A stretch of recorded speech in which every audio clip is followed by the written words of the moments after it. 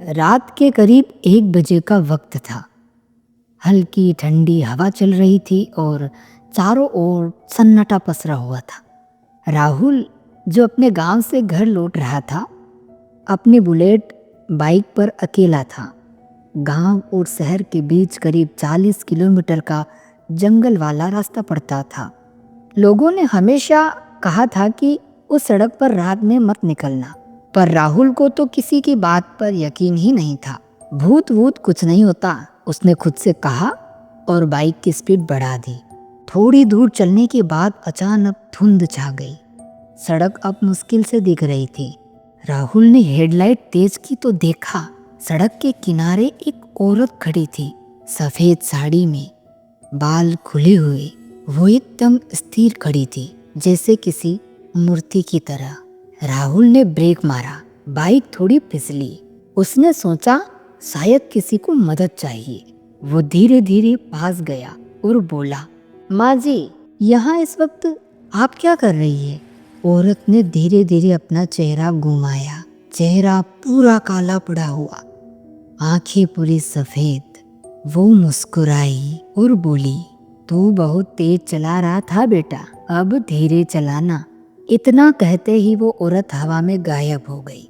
राहुल के रोंगटे खड़े हो गए। उसने तेजी से बाइक स्टार्ट की और पूरी स्पीड में भागा। कुछ किलोमीटर बाद उसे लगा कोई पीछे बैठा है। कंधे पर किसी के ठंडे हाथों का एहसास हुआ।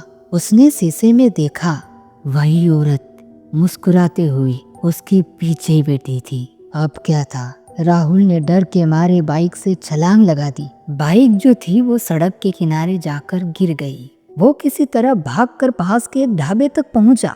सांसें तेज चल रही थी राहुल की। ढाबे वाले ने पानी दिया और पूछा, बेटा तू उस जंगल वाले रास्ते से आया है? राहुल ने सिर हिलाया। ढाबे वाला वापस से बोला, हर साल कोई ना कोई उस रास्ते पर उस औरत को देखता है।